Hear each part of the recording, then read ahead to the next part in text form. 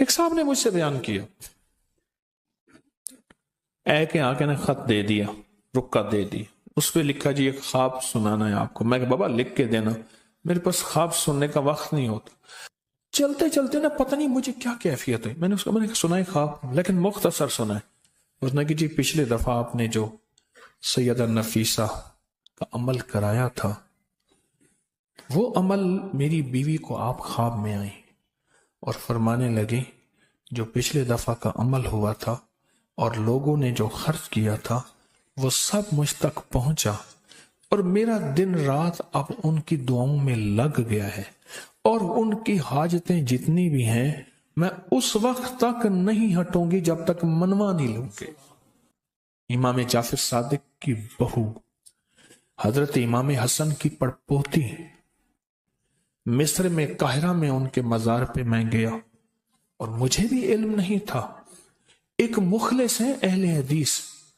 انہوں نے مجھے کہا کہ وہاں ایک ہستی ہیں اور اہل حدیثوں کے ایک بہت بڑے عالم ہیں نواب صدیق حسن خان بھوپالی رحمت اللہ علیہ، انہوں نے اپنی کتاب خیرت الخیرہ، غالباً یہی نام ہے،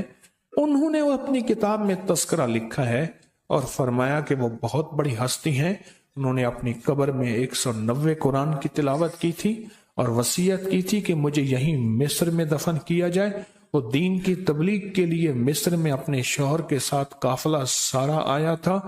اور ان کے شوہر نے چاہا کہ میں مدینہ منورہ، کیونکہ ہمارا سارا خاندان بقیع جنت البقیع میں ہے، رات کو میرے آقا خواب میں تشریف لائے، فرمایا نہیں نفیسہ کو یہیں دفن کرو، اور ان کی وجہ سے مصر والوں پہ رحمت نازل ہوں، مصر والوں پہ۔ اور پھر فرمایا کہ ان کو خواب میں کہ اگر کوئی بندہ ایک آنا ایک پیسہ بھی اگر، اور حسب توفیق جتنا بھی، ان کے لیے ان کی طرف سے کسی غریب مسکین مستحق ضرورت مند کی ضرورت پوری کر دے، اور اس کا ہدیہ حضرت سیدہ نفیسہ کی بارگاہ میں پیش کرے،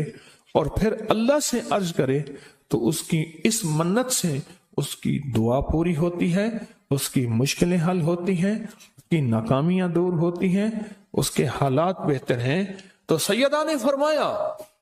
فرمایا اللہ اکبر، میں مداح آل رسول ہوں،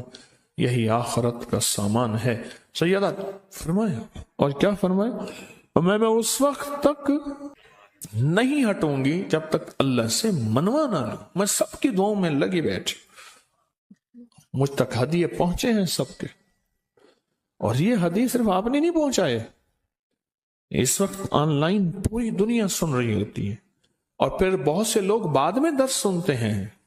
کہیں رات، کہیں صبح، کہیں دوپہر، کہیں شام، بہت سے لوگ بعد میں سنتے ہیں، دنیا سن رہی ہوتی ہے۔ چن چن کے تحفے لاتا ہوں، کوشش کرتا ہوں انسانیت کو نفع ہو، انسانیت کو خیر ہو۔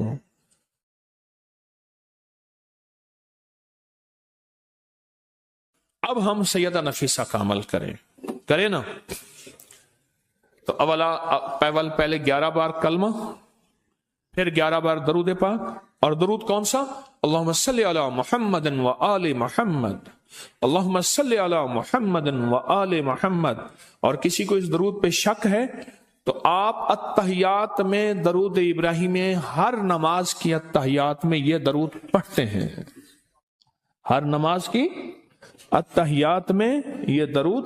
پڑھتے ہیں۔ تو ایک دفعہ سورۃ فاتحہ اور 3 دفعہ قل هو اللہ ان کی بارگاہ میں ہم ہدیہ کرتے ہیں، اور پیسوں کی نیت آپ نے کر لی، پڑھیں پہلے 11 بار درود پاک، نہیں 11 بار کلمہ پہلے پڑھیں، لا الہ الا اللہ محمد الرسول اللہ۔